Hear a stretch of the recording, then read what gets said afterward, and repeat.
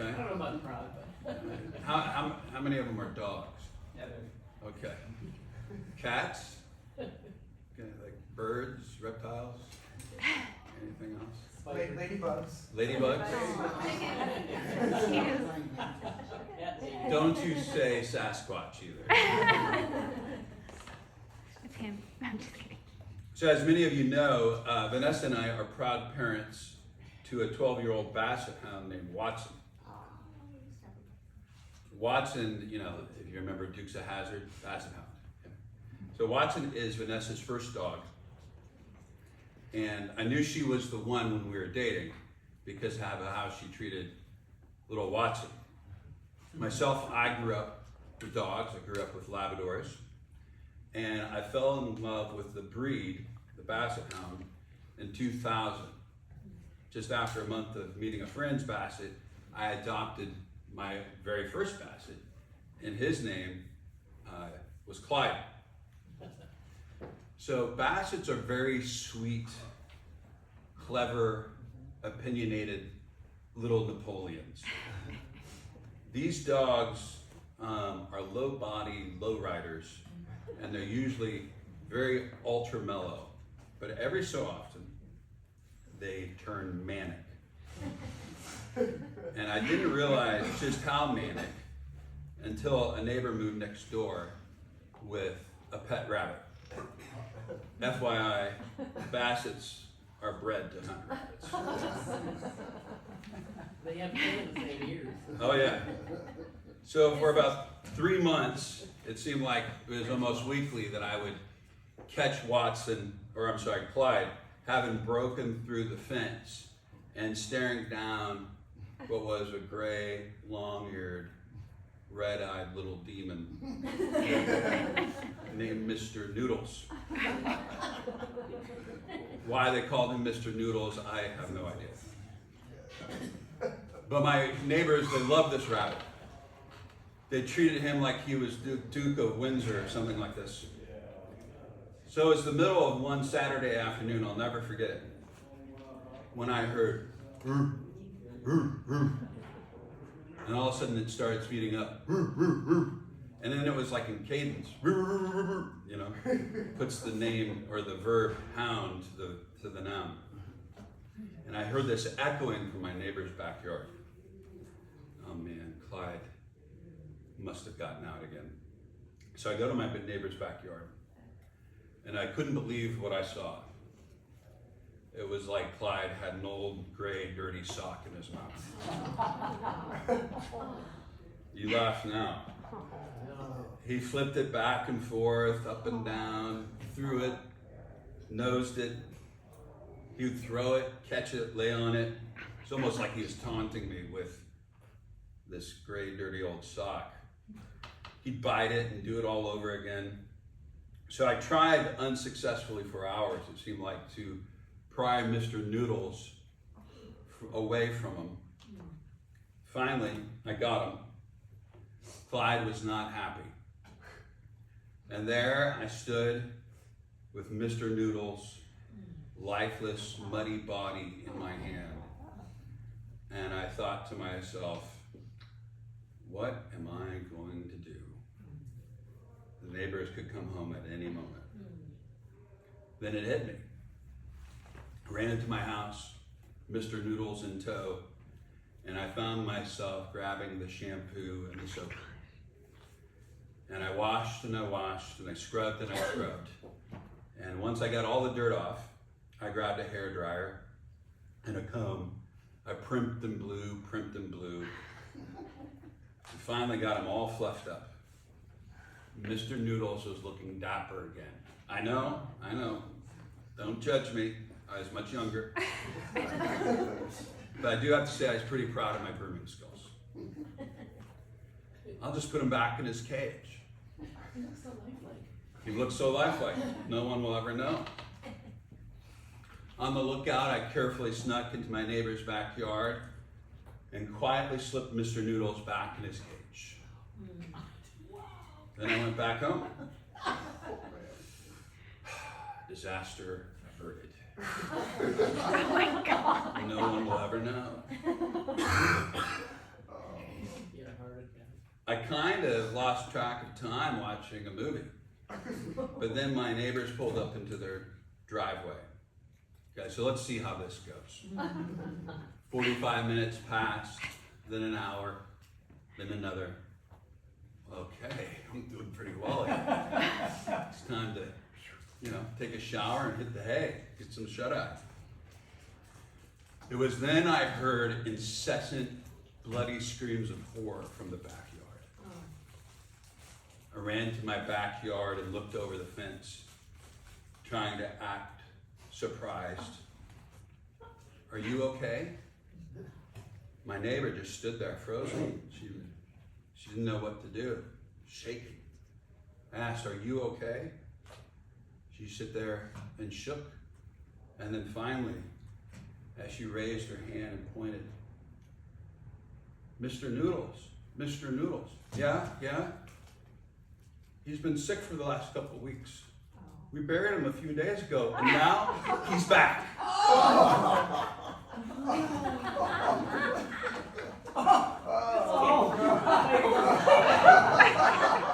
All that work, so unnecessary.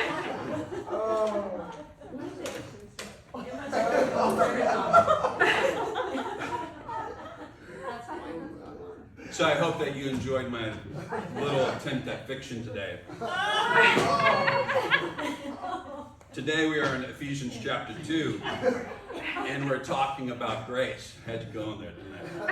Was it really a Mr. Noodle? There was no Mr. Noodles. Mr. Noodles was a name that I got from the internet because I thought it was the funniest. A work in fiction. What is grace? What does it do? Why do we need it? And for what reason does God give it? So a lot of questions surround the subject of grace. And our text today provides some answers. In fact, Ephesians chapter 2 is one of the most succinct texts about grace out there in the New Testament. So the first half of Ephesians explains grace, theology of grace, that is, beliefs about God because of grace, and then secondly, the second half fleshes out how to live in grace, specifically as it's practiced through church unity. Probably written somewhere around 60 AD, 61 AD. Ephesians is one of the prison epistles. So the prison epistles are the letters that Paul wrote when imprisoned in Rome. Talks about this in Acts 28, and they include also Philippians, Colossians, and Philemon. So Paul begins in 2:1, and he begins with your favorite subject, you. Don't try to deny it. You is everybody's favorite subject. It's social media, Facebook, Instagram, TikTok. You is everyone's favorite subject. But Paul didn't shine the Ephesians on. He reminded them that, hey, they were once dead in trespasses and sin. And here the word for dead that Paul uses is the word nekros, which is, we've all heard that word before. There's no mistaking it. He's talking about death. And by death, I mean deceased, gone, departed, lifeless, expired, inanimate.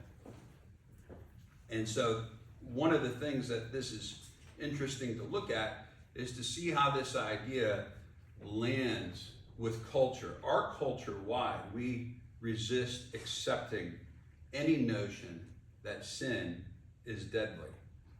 In fact, quite the opposite. We live in a society where it's almost applauded. Someone can do anything he or she wants, so long as no one gets hurt. Christians are often accused of bigotry for holding up ideas like the notion humans have limits, that we ought to live a particular kind of moral life. Christians are even accused of abusing power and oppression because of this idea that authentic knowledge and knowledge of self actually begins with firstly admitting one's limits. These kinds of accusations reveal where someone is coming from, or in this case, our broader culture. you can see where they're hailing from with this sort of accusation.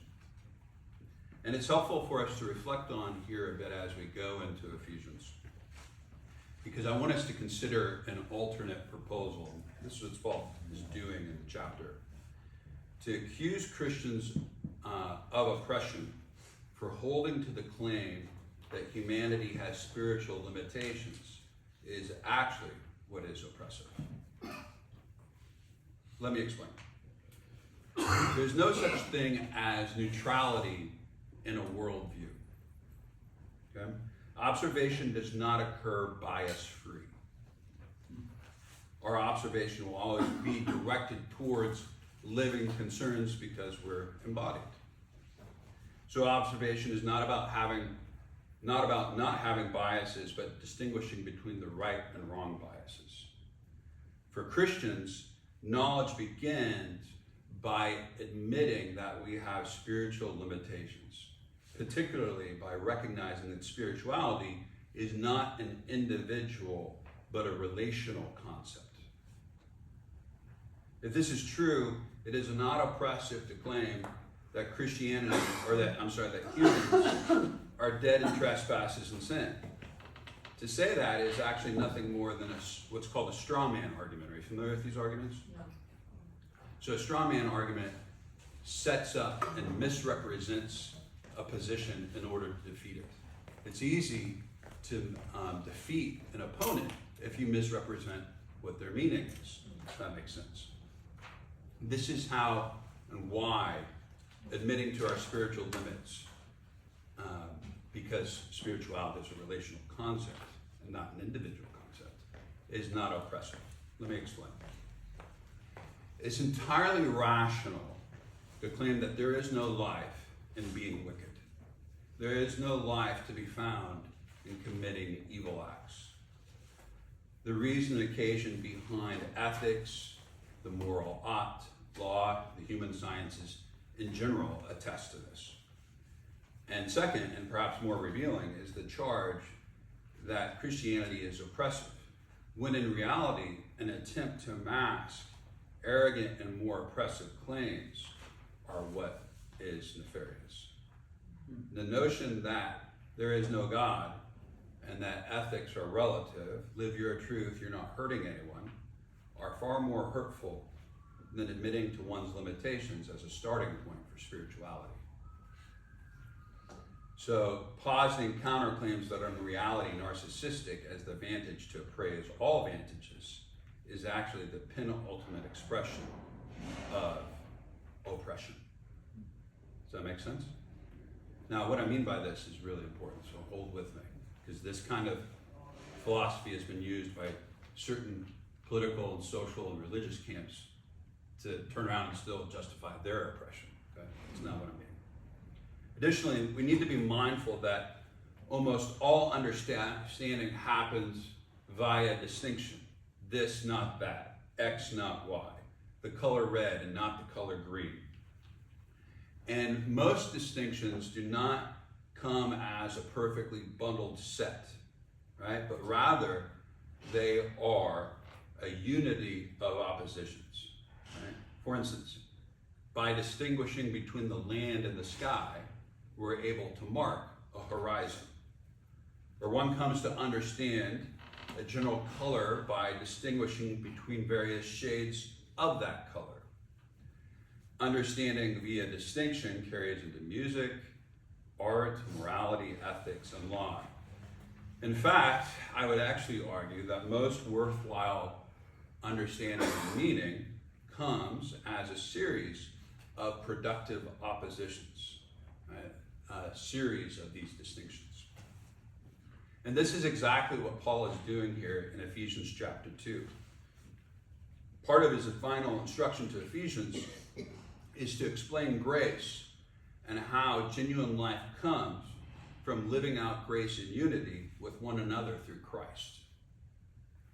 This form of life was much different than the Ephesians' former life.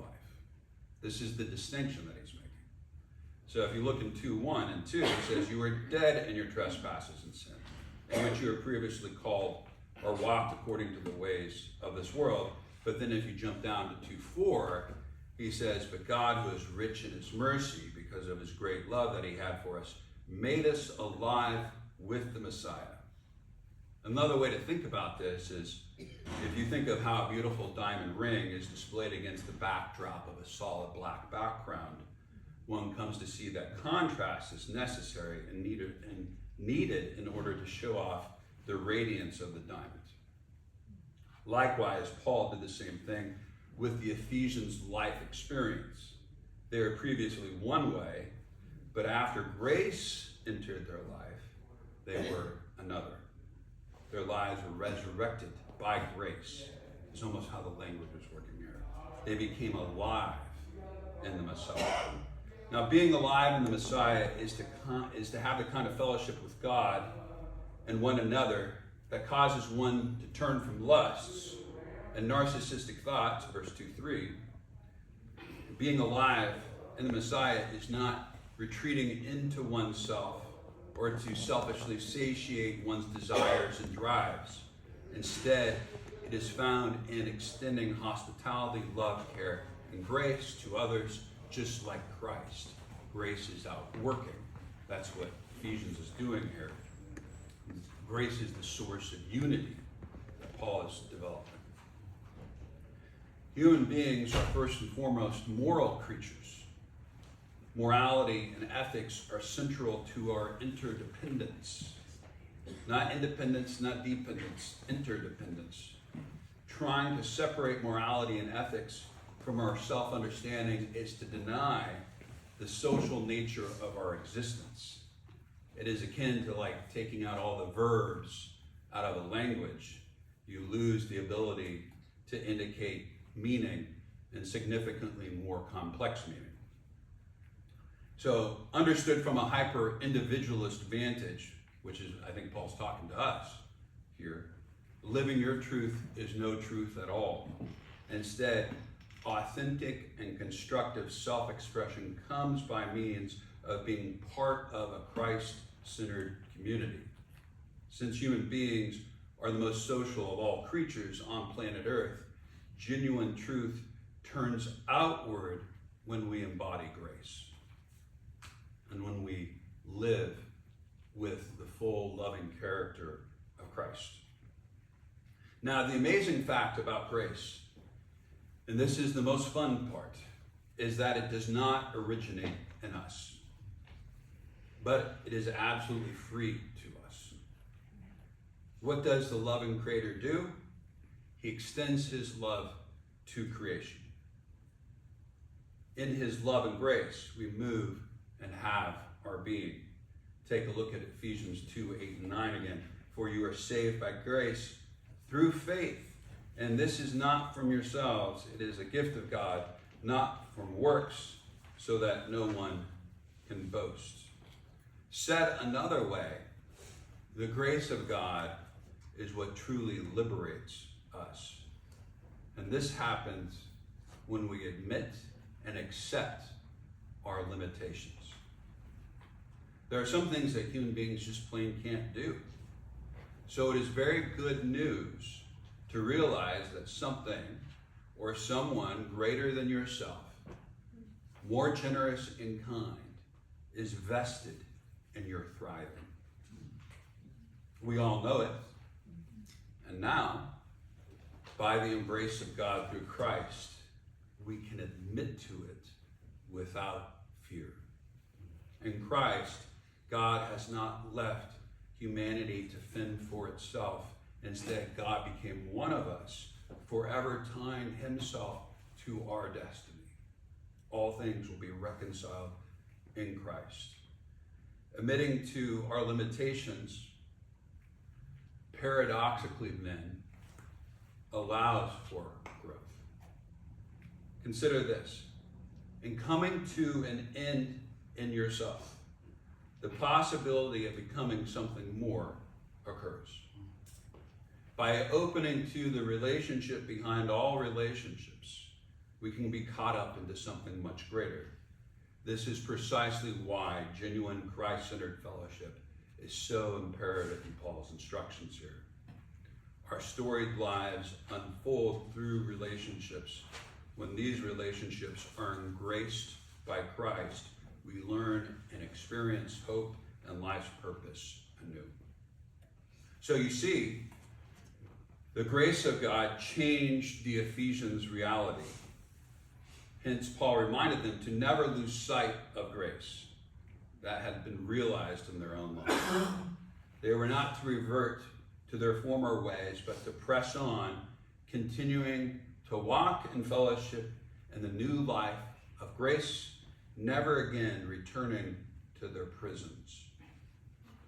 So especially noteworthy here, and we're going to have a little fun with the text, is how Paul used specific elements of the Ephesians context to flesh out what grace is. We need to spend a little time here, just a little bit more time before we end, to understand this. At the time of Paul's writing, a little background in Ephesians, Ephesus was a large Roman and Greek influenced city, much like Corinth, which we've talked about. Located in what is now modern day Turkey, Ephesus was a wealthy port city like Corinth, probably 75,000 to 100,000 people. That doesn't sound like a lot for today, but it was huge back then. And like Corinth, it was an epicenter for the worship of the Greek pantheon, for the Greek and Roman gods. Now, two of the most prominent gods in Ephesus at the time were Artemis and Zeus. The Temple of Artemis was rediscovered in 1869. Based on excavations and historical work, there is no doubt that it would be listed as one of the wonders of the world if it was still standing. Who was Artemis? She was the daughter of Zeus and the twin of Apollo. Now, it is noteworthy here as we kind of take some of these understandings and fuse them together in the horizon of the text, that in Ephesus, the worship of Zeus and Artemis took on characteristics specific to that area. For instance, in addition to being the goddess of the hunt, Artemis was also the protectress of the city and the goddess of fertility. Artemis was, in fact, the center of Ephesus. Right? Her temple operated similar to a bank. Wealthy private citizens, foreigners, and even regents deposited large sums of money there because the temple was so secure. So for this reason, it is important to understand, for our purposes, that the worship of Artemis was more symbolized around the idea of the goddess of bounty, more so than the goddess of the hunt. Now, you've heard of Zeus. You guys all know Zeus. Most of us think of his thunderbolt and him as the god of thunder who reigned on Mount Olympus. But in Ephesus, Zeus was worshipped as the god of the sky and the spirit of life. He was seen as the power of the heavens and the source of law and order. Now, why is all this important? Because in seeing how Paul communicated using the context of the Ephesians, we learn something about grace. Since grace is a relational concept, it is known as it unfolds before one's eyes. By the way, it stops our world, exceeds it, and then redirects it. So take a look with this kind of background at verse 1 and 2 again. You were dead in your trespasses and sin, which you previously walked according to the ways of this world, according to the ruler who exercises authority over the lower heavens, the spirit now working in the disobedience. The phrase, the ruler who exercises over the lower heavens, is certainly indicating what we all know to be the evil behind evil. But Paul is also using the social construct of Zeus. Right? What is especially cantankerous of Paul, and I have to mention this because you know that's not wasted on me, is how Paul characterized the Ephesians' former life of disobedience. Disobedient is the opposite of law and order. So, high five to Paul there He got a couple zingers in there against Zeus. And then in verse 10, Paul goes on to write, "For we are God's creation, created in Christ Jesus for good works, which God prepared ahead of time so that we would walk in them." This is where it gets a lot of fun. Here, Paul plays on the construct of Artemis with the idea that the Ephesians were seized by God through grace. Instead of large monetary deposits from elite wealthy citizens and other forms of sacrifices surrendered to the temple of Artemis, God engraced the poor Ephesians, reviving them from death and remaking them into his bounty. The Ephesians were God's prize. They were his priceless treasure. God took pride in the Ephesians as their very lives became the locus of his work on earth. You see, grace remakes its recipients, allowing them to extend grace. So if you look at verse 10, grace has a perfect result, and that is the Ephesians were God's workmanship created for good works. So if there's one overarching point that stands out to reflect on for application today, the thing by which we look through the whole text that we take away for something to think about, is to engage life as a testimony to God's grace. So I want to remind you here, first, we need to recognize our limitations. Recall that growth, spiritual growth, it's a relational thing, is paradoxical, not something you can do on your own. Admitting to one's limits is one of the foundational steps to opening to Christ. And it is in the opening to Christ that a whole new world can be discovered. And then second, allow the grace of Christ to have its full transformative result in your life. Whatever that looks like, welcome God's free grace into your most inner parts. I'll never forget, many years ago, I was doing some pastoral counseling with a young man who had been raised in a toxic household. He suffered terrible shame of self, what is known as toxic shame syndrome. In one of our times together, I asked him, if you were given a magic wand that you could wave to take away all the shame, what would happen? He sat there completely motionless for quite a while, and then he finally replied, I wouldn't have a face. I realized just then how deep the shame went. The only story this young man had known his entire life was criticism, anger, and worthlessness. He was, so he thought, unlovable and therefore deserved being isolated. So I asked him, I said, after we sat with that and as he processed, what if it's really true that God's love is beyond all of that? And he took a deep breath, almost as if it was the first of its kind.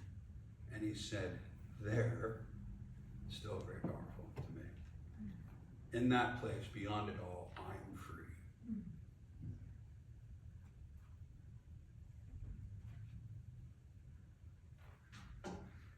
And I said to him, in Christ, you are fully known, fully loved, and have no fear of rejection.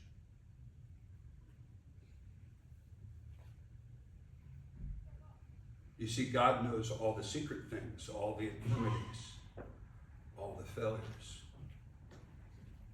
God knows the crazy things that we tell ourselves, all the intense and distorted feelings, the sadness, the loneliness, the disillusionment, the fear, the anger. And there in the dark with you, he is present to it all. And you know what he says to you because of grace? It's just like the Ephesians. He says, you are my workmanship. You are my prize. You are my treasure. You see, in Christ, you no longer have to fluff yourself up. You no longer have to primp and shine. You no longer have to pass yourself off, pass off an old dead spiritual carcass as living. So allow God's grace in Christ to have its full transformative result and breathe in new life. I think that's what Paul would say to us today. So to close up today, I want to try what we did last week. Grab a neighbor or two and talk about how you might and the steps you might take to find grace anew this week, to open up to grace, encourage one another in grace, and then Phil will close us in prayer and move on with the service.